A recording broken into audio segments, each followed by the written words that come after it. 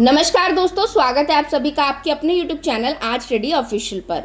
तो दोस्तों, आज हम बात करने वाले हैं भारत के संविधान की 75वीं वर्षगांठ पर लोकसभा में हुए खास चर्चा के बारे में। अब इस चर्चा में देश के इतिहास, वर्तमान और संविधान की अहमियत पर जोर दिया गया।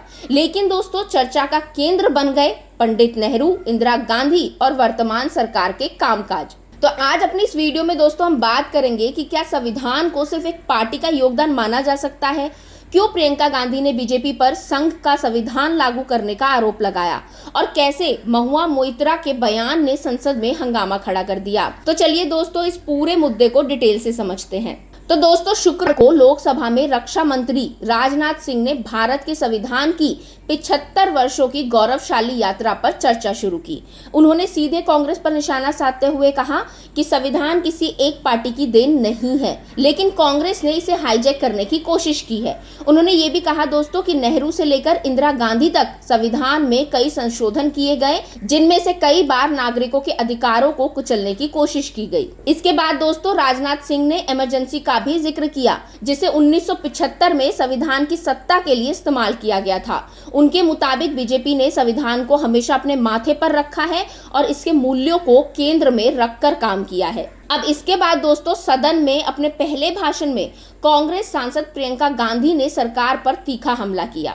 उन्होंने कहा, संविधान को माथे पर लगाते हैं, लेकिन जब मणिपुर और संबल जैसी घटनाओं पर न्याय की गुहार लगती है तो माथे पर शिकन तक नहीं आती।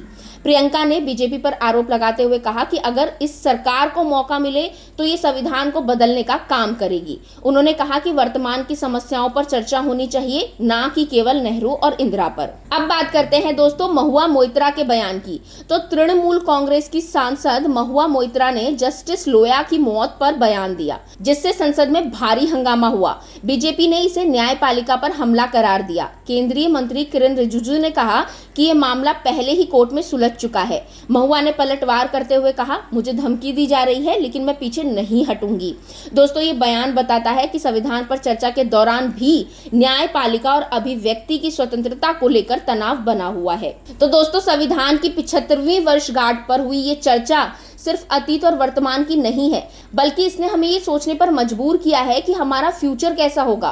क्या संविधान का सम्मान सिर्फ शब्दों तक सीमित है या इसे लागू करने की सच्ची कोशिशें भी हो रही हैं? नेहरू और इंदिरा के योगदान के साथ क्या हम वर्तमान सरकार के फैसलों का भी सही आकलन कर रहे हैं? तो दोस्तों, आज की वीडियो के लिए बस इतना ही। अगर आपको वीडियो पसंद आया हो तो इसे लाइक करें, शेयर करें, अपनी राय हमें कमेंट के जरिए जरूर बताएं। साथ ही दोस्तों, चैनल को सब्सक्राइब करना बिल्कुल ना भूलें। अब मिलेंगे अगले वीडियो में, तब तक के लिए थैंक यू।